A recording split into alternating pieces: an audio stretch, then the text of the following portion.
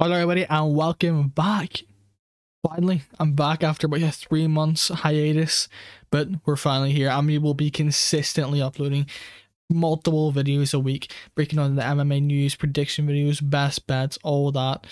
But yeah, UFC 282, a big card, taking a bit of a hit, I'll be honest. Like, I was really looking forward to this card, but now I'm kind of like, card's kind of mid for like a pay-per-view, because we now have Paddy the Body as a cool main event. That's not really a cool main event, that's a cool main about fight night in my opinion. But yeah, let's get into the breakdown of this card. First fight, we will be having Cameron Simon, aka MSP, I said MP3 MSP, and then Stephen Kozlov. I don't really know much about Stephen Kozlov. I know he's a decent grappler from like the minimal tape I've watched. MSP, I was really impressed with his Contender series in, when was that, August time, I think. Can't even check.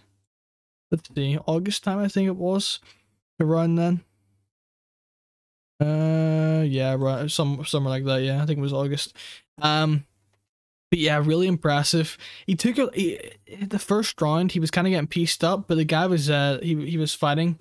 He gassed really hard. And I put a bet on MSP because I saw potential in him. I think it was like a plus 165 underdog around there. I bet on him, and he got the job done for me. His grappling is good. I think it will nullify Kozlov's grappling here. And his striking looked pretty good in his debut. He was getting pieced on the feet the first round, but like I said, the guy came out trying to look for that knockout in the first round, his opponent, and MSP destroyed him in the second round, was it, or third? I can't remember. But yeah, his opponent gassed out hard and he knocked him out. So fair play to Simon. He's got loads of potential, this guy, and only 21 years of age, so he'll be making improvements every fight. So yeah, I'm going to go with Simon third. We'll go third round, TKO. Moving on up the card, we have Daniel Da Silva taking on Vinicius Salvador. This is a pretty easy one to break down, in my opinion. You have Daniel Da Silva. He's on a 3-loss streak, but he's got really good grappling. He's explosive, but I feel like the cardio issues hold this guy back from being anything in, you know, MMA. Even his last fight, he looked gassed in the first round, wasn't it? I think we fought in the first round versus what's his name? Yeah, Victor Altamirano. He like gassed. I mean, I'm pretty sure that was on the Edwards card, wasn't it? Usman versus Edwards. Let me just check that again. I think it was on the Edwards versus Usman card. It was.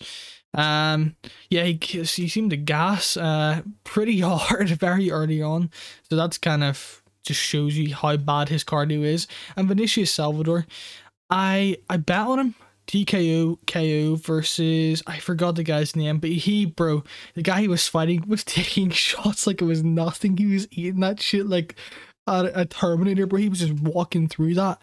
And yeah, he got the finish in the second round, I want to believe. Very impressive boxing from Vinicius Salvador in his Dana White Contender Series fight, and looked pretty impressive.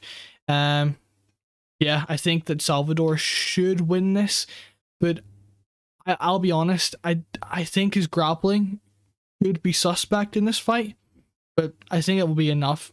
If he can get past 2 minutes, he wins this fight, in my opinion. If he can get past that 2 minute, 2 minutes of Daniel Da Silva at his best, he can probably win this fight pretty easily and get a finish. I think it was, yes, like I said, I bet about Salvador at like plus 300, 1 unit, and it won like 3 units or something like that. In the Dana White Contender Series fight, to KO the guy. And yeah, that prop landed, and it was a really impressive performance from Salvador. So I'm expecting him to win this fight pretty comfortably, and I think this is Daniel Da Silva's last fight really in the UFC before he gets cut. Yeah, give me Salvador by second round, or very early second round, TKO KO.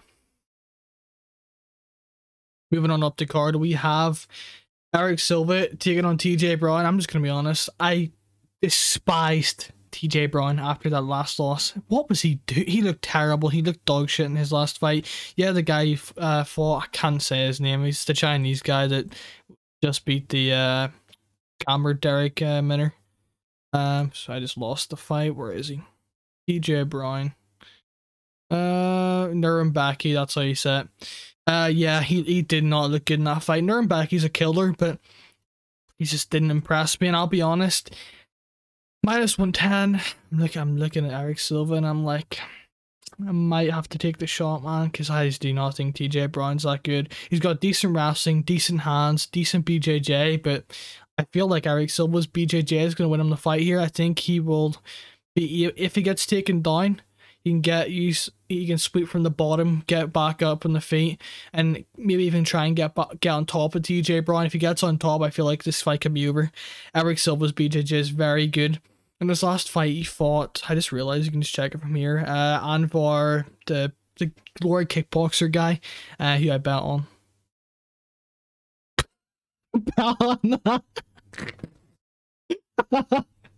I bet on that, bro. Oh my days, bro! I can't believe I just wasted my money like that.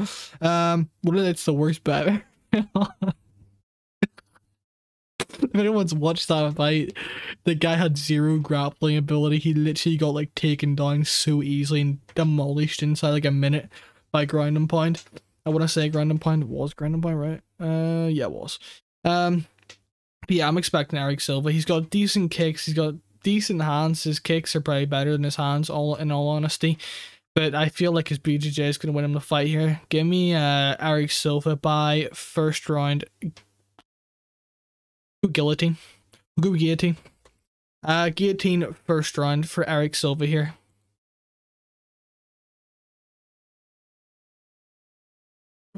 Moving on up the card, we have Billy Q taking on Alexander Hernandez. I'm going to go Billy Q here. I think this is a pretty easy one, in my opinion. I just feel like when fighters are moving down, I just don't like it. I really don't, unless they're completely outsized, which in my opinion, Alexander Hernandez was definitely not. Alexander Hernandez, explosive guys, fast, but not great power. He's very chinny, decent wrestling, but I feel like Billy Q can put it on him and really go after him in the second and third round, especially when he's cutting more down to 145. It's just not a good look. I feel like he gasses at 155 and he's cutting more weight to 145, and he's chinny at 155 and he's cutting more weight, and he's definitely gonna be more chinny at 145. I just feel like Billy Q could even find a way to submit him, get him to the ground when he's completely gassed, and maybe submit him. But I'm going to say third round TKO for Billy Q here. He's going to put on the pressure, really back him up against the cage, and grit down this mouse guard and go after Alexander Hernandez. Alexander Hernandez is showing that he can, in this kind of fight, you know, lose. Look at Drew Dober. Drew Dober completely just ran him over in that fight, like destroyed him. So yeah, give me Billy Q by third round TK. I think this he should be able to get this victory for sure. I mean, even against Shane Burgos, that was a year ago, bruh. Oh my, how was that a year ago? Holy shit! What? It felt like he fights every week. Yeah, Billy Q fought Shane Burgos a year ago, and some people thought he won that fight. I thought Shane Burgos won that fight, but it was a great fight. In my opinion, it was probably the top 2 fights of the year. I thought it was better than the Dustin Poirier versus not Dustin Poirier, Chandler versus Gaethje fight. That's what it was. Chandler versus Gaethje fight. I thought it was better than that. It's just the crowd wasn't like reacting for no reason. Like apparently, oh yeah, it drained the crowd. If I was there, bro, I would have been still screaming my lungs out in that if that fight was happening in front of me. Billy Q versus Shane Burgos, even if it was after an unbelievable fight in Gaethje versus Chandler. But yeah, give me Billy Q by third round stoppage. Moving on up the card, we have Joaquin Buckley taking on Chris Curtis. This is a hard one. This is a very tough matchup to call. I feel like, I don't know, Joaquin Buckley has the kicking advantage here, and if he can go after those legs in the first round, I think he can win this fight. But Chris Curtis, I think, has the, you know, the boxing advantage. We've seen him knock guys out before in the UFC, and we've seen him knock guys out in the LFA. I'm pretty sure he was fighting him before the UFC. His UFC debut, he was fighting Bill Hawes, I want to say, and then he fought Brandon Allen, who he beat. Let me just check. Yeah, and then Rodolfo Vieira he destroyed in a 3-round decision, then lost to Jack Hermanson, handled that loss like a little bitch. But, you know, I don't know why I'm so out of breath. It's because I was doing something. You bad fuck. Anyway, Joaquin Buckley has the kicking advantage here, and I think, like, the size, I wish he went to 170. I know it'd probably be a terrible cut, but you could make that shit. I think he could do so much more at 170. And also, like, he's definitely improving every fight. That is one thing I will say. And he doesn't really have, like, a good training, like, he doesn't, like, a training facility, because he's always getting kicked out. He's moving around from gym to gym. And, you know, I just think that, like, the kicking advantage, if he goes after the legs in the first round, he wins this, in my opinion. He can win this fight. And even in the boxing exchanges, he can definitely definitely win some of them. I feel like he'll win this by decision. Chris Curtis is a tough guy. He can take big shots. And Joaquin Buckley has slowed down in the past, but again, I took a lot from his loss against Imavov. And his last few, he was on a 3-fight win streak there, and I'm really impressed by how he's improving every single fight. So yeah, give me Joaquin Buckley by decision. I think it's gonna be a very, very, very close fight. I don't mind you taking the underdog shot on Chris Curtis, but I'm gonna stick with Joaquin Buckley. I'm actually kind of a fan of Joaquin Buckley. He puts on entertaining fights every time he fights. Like, I can't remember the last time he had a boring fight. What was that loss he had to Shuriku? Yeah, I mean, that was kind of like, yeah, not a really good loss to have, but it's one of those things. He kind of like, he was kept dipping to that side, and then Shuriku just found the opening for the head kick. But yeah, I don't see Chris Curtis landing too many kicks, because he's mainly just a boxer in there, and I think Joaquin Buckley should be safe in this kind of fight from getting knocked out severely. So yeah, give me Chris Curtis by decision. Moving on up the card, we have Edmund Shabazian taking on Dalcha Lundgren-Bulle. I can't really say that name, but yeah, this is kind of like a show me spot for Edmund Shabazian, in my opinion. I think that, like, minus 300, he's kind of unbettable. He really is kind of unbettable. I just don't feel comfortable laying minus 300 on a guy that has looked pretty bad in his last 3 performances. See, like, he's looked good, but also bad because his cardio is complete dog shit, and his wrestling has been, you know, exposed. And Lundgren-Bulle has, you know, big power in his hands. He can knock out anyone. I mean, just look at the guy. You can just tell that monster. And his legs are just huge. But yeah, I think that Edmund Shabazian should win this. He has the striking, has the speed advantage, the grappling advantage kind of 50-50, but I'm pretty sure Shabazian has been working with AKA on his wrestling, so hopefully, you know, he improves that. I feel like if this is on the feet, Edmund Shabazian should win this pretty easily. I think that, to be safe, if you fight your own fight, you can win this very easily. But if he gets, like, just over, you know, starts swinging, like, and just going after him the whole fight, he might lose and just gas out. I don't know, but I'm really high on Edmund Shabazian. Like, I know he's lost 3 in a row and he hasn't looked great, but you can see there's potential there. And the last 3 performances, he's taken a lot of damage, hasn't he? Against Mavov, he took so much damage from elbows and the crucifix. Hermanson, I'm pretty sure he looked really good in the first round, and then he just got destroyed.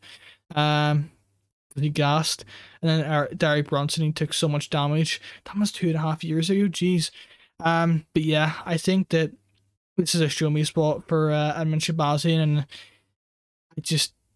he should win this, but I just don't know. I don't know. He's just, let's hope Edmund Shabazian can win, because it's better for the division if he can, because Lincoln Bill is going to be nothing in his career, let's be honest. If Shabazian loses this, he's probably done. That's his career done, and he's only 25. So let's actually hope Shabazian can win, show some potential in this matchup and improvements.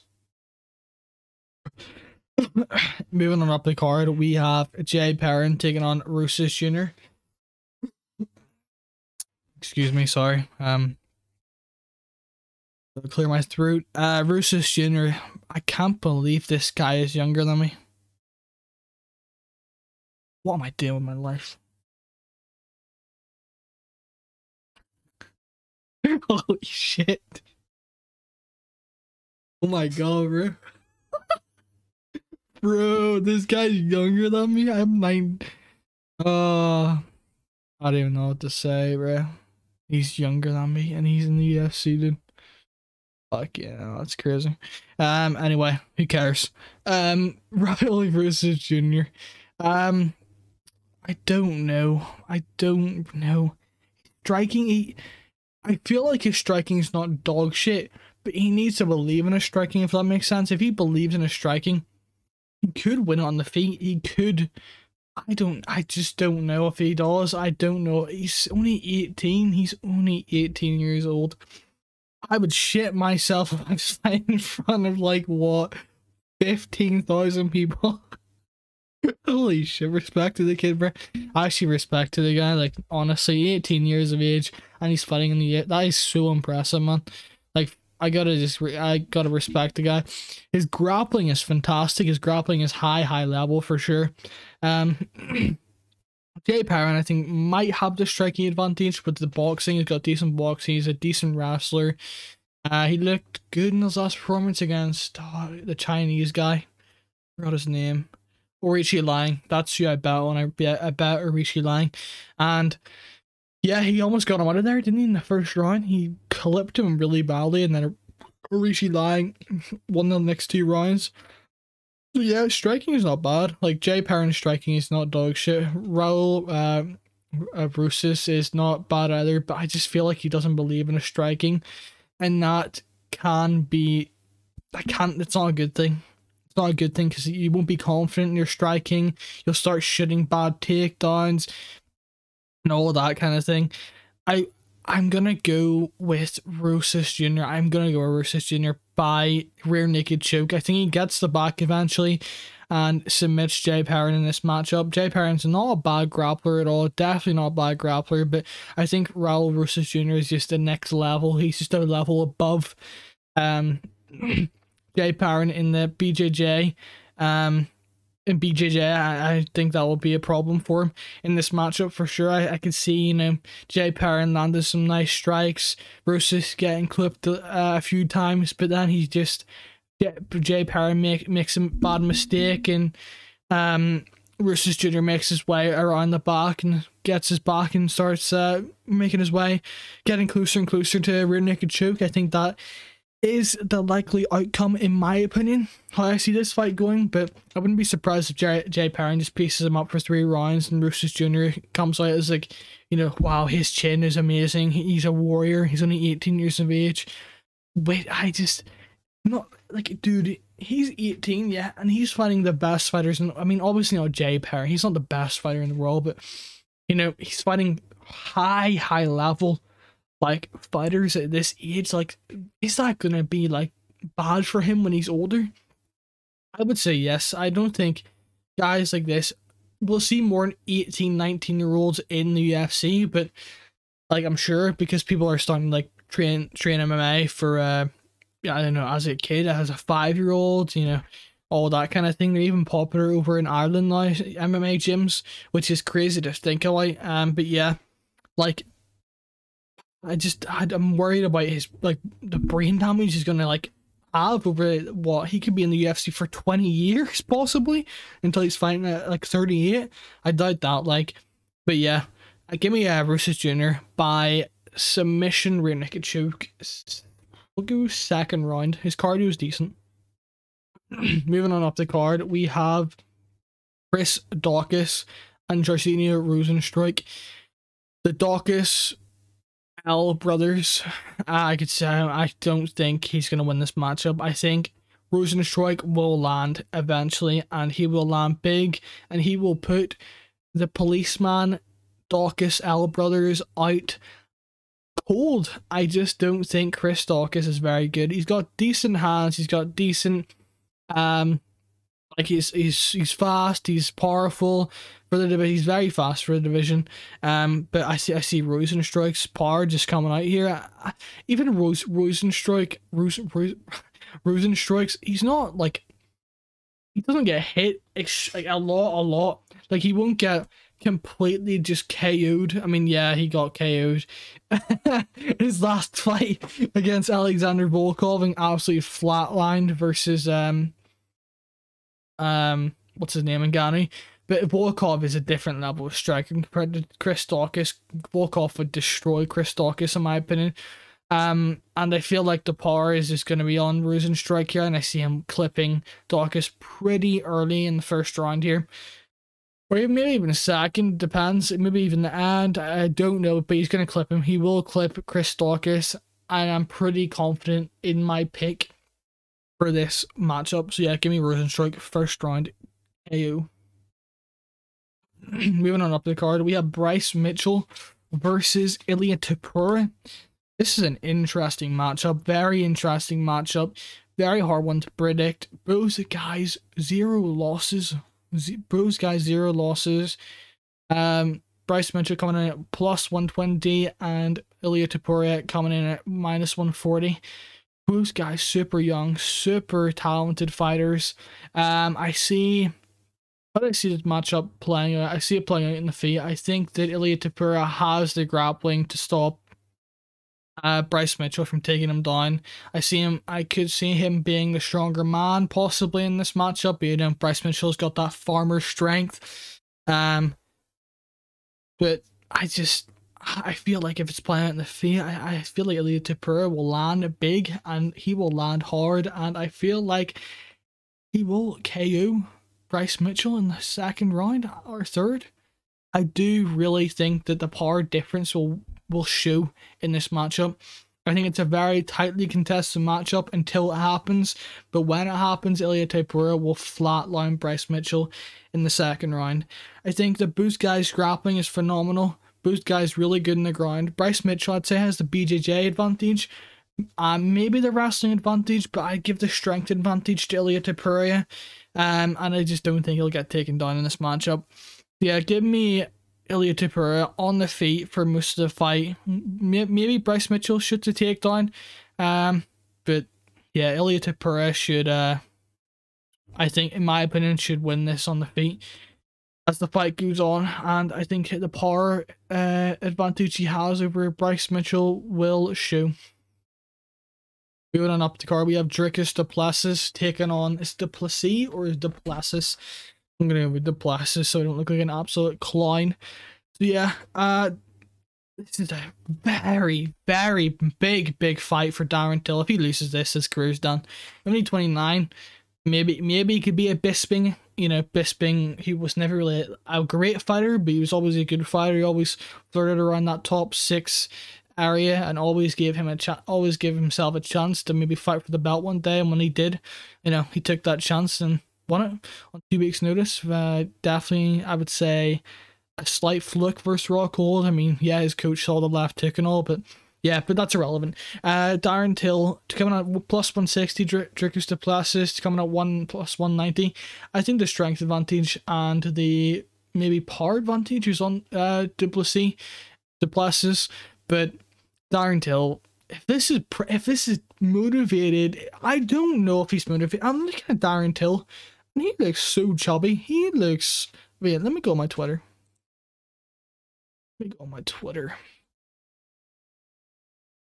Look at him here. Are you telling me this guy looks in like god tier shape? Like, you telling me this guy looks like he has been busting his balls off in the gym 24/7, like only thinking about fighting? I don't think so, man. I just don't think so. You can see he's got a bit of fat. Look at my cheeks. I got like, you know, a bit of. You can tell I'm not in shape. I'm not. I'm not a shape guy at all. Like, you can just tell when someone has an extra facial fatness to them, and I think Darren Till has that. I don't like. Even if you go on his Instagram, you can see the chest. You see his chest like flopping about. Like he has like no chest anymore. It's weird. It feels like, look at my tweet, bro. Look how chubby Darren Till is. Did this man lose all his testosterone? Like, he lost all his testosterone to Rob. Rob changed this man. Rob destroyed this man's career. So yeah, I mean, I feel like Dricus Du Plessis is going to win this matchup. I really do. I think Darren Till is done. I think he's got multiple businesses. He has. Does he have a? Is that crypto? Isn't he a crypto business he has? Or I don't know. It's something like that. He's doing well outside of fighting. Put it that way. I think Dricus Du Plessis is all MMA. That's all he wants. He wants to be champion. He's got big power. He's got really grappling is very underrated. People don't know, because he hasn't really shown it that much in the UFC, but his grappling is phenomenal. I've watched loads of regional table on Dricus Du Plessis, and his grappling is great. And I see that coming into play in Darren Till here, I really do. Darren Till's takedown defense is pretty... I don't really know. He had a really bad knee injury to against Derek Brunson, so you can't really say, but I can't believe how can he lose to Derek Brunson in 2021? It was 2021, wasn't it? Lost to Derek Brunson in 2021. Middleweight is just so shit. Anyway, yeah, Dricus Du Plessis, I see him winning a decision here. I see him winning 2 rounds to 1. I think that Darren Till might get a late round win, like 3rd round. He might come on strong in the 3rd round when like Dricus Du Plessis slows down. He has slowed down Dricus Du Plessis, being no sort of fight through the fatigue. In his last fight, he looked really gassed in his last fight. Was it against Brad? I think it was against Brad Tavares. He was like gassing really hard, but then he just kept fighting through it. I can't believe I think I put no distance in that fight. A really good odds, and I couldn't believe it. Brad Tavares' chin. Yeah, Darren Till versus Dricus Du Plessis. I'm gonna go with Dricus Du Plessis. Gets it done by decision. Wins the grappling exchanges here. Kind of just blankets him a lot, and maybe land some good few shots. I can't see him knocking out Darren Till. Darren Till's defense is actually somewhat good, and his range management's really good. But obviously, Jorge Masvidal KO'd him, and Tyron Woodley dropped him. But his defense overall is not terrible. So yeah, give me Dricus Du Plessis just to win it by decision in this fight. Going on to our next fight, the Great White. Yeah, so Ponzinibbio taking on Alex Morono. Alex Morono, he just looks like a guy that should not be good at fighting. he's just a good mixed martial artist. He really is. He's really well rounded. Got decent striking. Very slow though. It's very slow, but he picks his shots really well, if that makes sense. He's got decent power. But really, he's not really good, but he's got good grappling and I'd say pretty good BJJ. But he's taking this on 5 days notice. He's always a guy that's in the gym. I'm pretty sure he's a coach, isn't he? For some people, like he's a assistant coach. I wouldn't say he's a coach, but he's like a guy who would be in people's corners kind of thing. So he's in the gym every day, probably working out, doing something. So I really doubt he's gonna be gassed in the first round, and he's got decent cardio, so I can see him going 3 rounds for sure. Santiago Ponzinibbio's got big power. He likes to brawl quite a lot. Decent leg kicks. His leg, bro, he can take a leg kick. Who was it against? Baeza? I want to say it was against Baeza. Yeah, it was. He took like 30 million leg kicks and just walked through them like they were nothing. Yeah, that was a really impressive win by him. He got a split decision loss to Jeff Neal, who I thought Jeff Neal won, and I thought Michel Pereira I thought he won as well. Yeah, but Yeah, he's still able to compete with, you know, the top guys like in the rankings. Like Michel Pierre is like 14th or something right now, or maybe even just like 16th, just outside the rankings. And Jeff Neal's like number 5 or 6 now. Jeff Neal's looking really, really good in his last performance. He looked phenomenal. He's improving so much. Jeff Neal, I'm really high on him. But anyway, Santiago Ponzinibbio, I think he will be able to win this matchup. I think that I think he'll catch him. I think he'll catch Alex Morono. Morono looked really good against Matt Semmelsberger, I'm going to say. It was Matt Semmelsberger. Looked really good against Matt Semmelsberger. He got hurt, didn't he, in the 3rd round? Matt Semmelsberger almost made a comeback in the 3rd round. So if Matt Semmelsberger can land big shots, I think Santiago Ponzinibbio can, and you're taking it on 5 days' notice. So give me Santiago Ponzinibbio by 2nd round KO. Moving on up the card, we have Paddy the Baddy taking on Jared Gordon. Jared Gordon, he just doesn't look that good ever, does he? But he wins, so he must be somewhat good at fighting, which he is. Paddy the Baddy, I just don't know, man. I don't know how this matchup is going to play out. Like, Jared Gordon's BJJ defense and his, what do you call it? Wrestling is pretty good. Like, he can stop takedowns pretty well, and he can fight his way through submissions pretty well. But Paddy the Baddy, I think BJJ is just next level. Like, it's so underrated, man. Like, his BJJ is really good. He's flying triangled people. His 2 out of his 3 UFC wins have come by submission. And I feel like Paddy the Baddy will be able to get the back of Jared Gordon this matchup. I think on the feet, I think Jared Gordon may be able to win the minutes on this fight. He doesn't have much power, in my opinion, to really do anything to Paddy the Baddy. I keep saying Paddy the Baddy when his name is Paddy Pimblett. Yeah, that's what you call him, isn't it?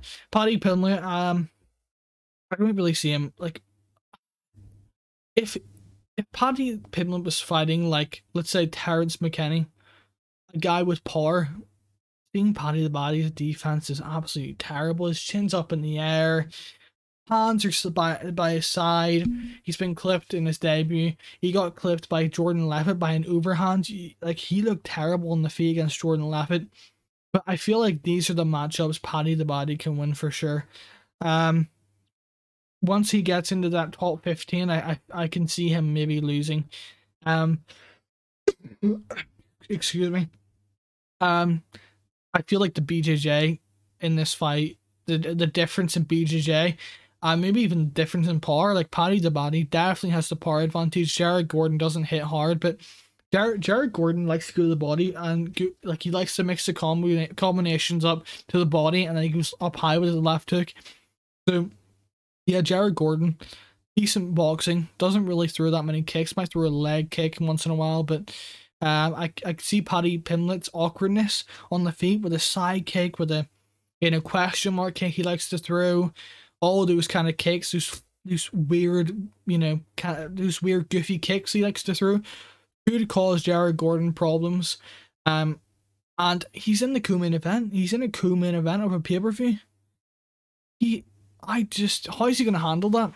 How is he going to handle that against the biggest, well, not biggest, but top 5 stars in the UFC right now? Let's be real. Paddy Pimblett is top 5 stars in the UFC right now. Co-main event of a pay-per-view against a sold-out crowd. I don't know. I feel like Paddy Pimblett's been fighting in front of crowds since like Cage Warriors or something like that. And he knows how to, like, he knows what it feels like to fight in front of this big crowd, this big stage. He's won titles in other organizations. So yeah, give me Paddy Pimblett by 2nd round submission. Moving on up the card, we have Jan Blachowicz taking on Ankalaev. Another Cliff Dweller,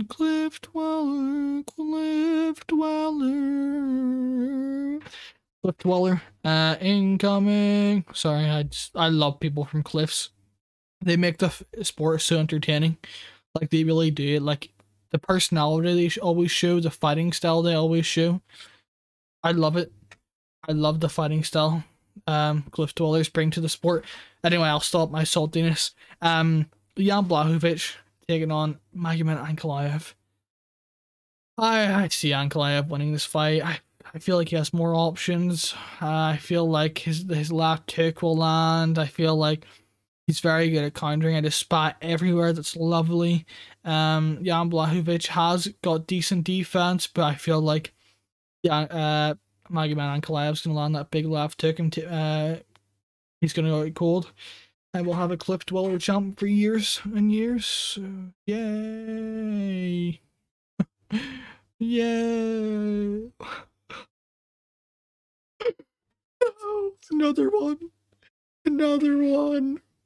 Who doesn't speak English and has no personality. Anyway, Jan Blachowicz got decent BJJ. He got controlled really bad, really badly against Glover Teixeira. And I feel like Magomed Ankalaev is still young. He's still only 30.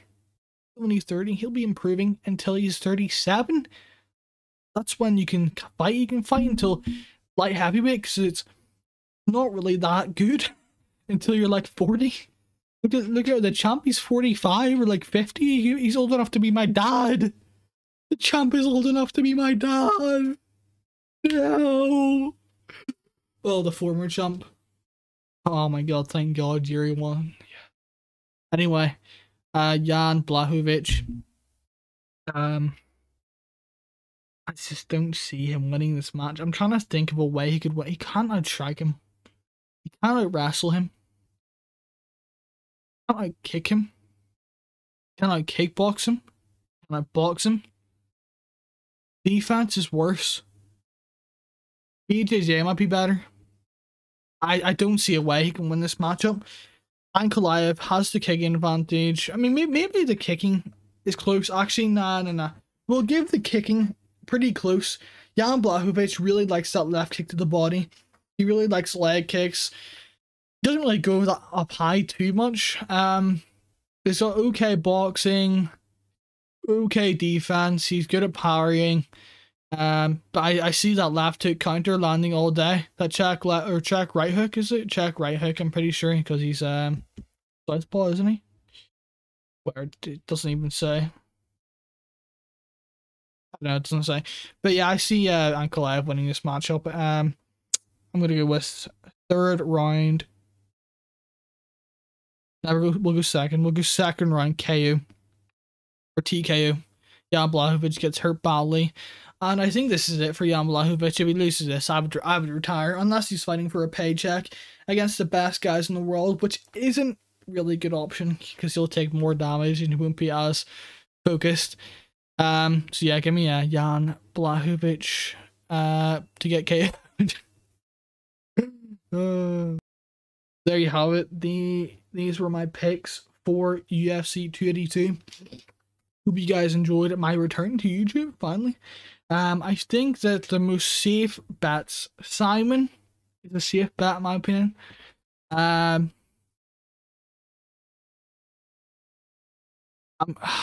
confident Edmund Shabazian. I am confident Edmund Shabazian can win this fight.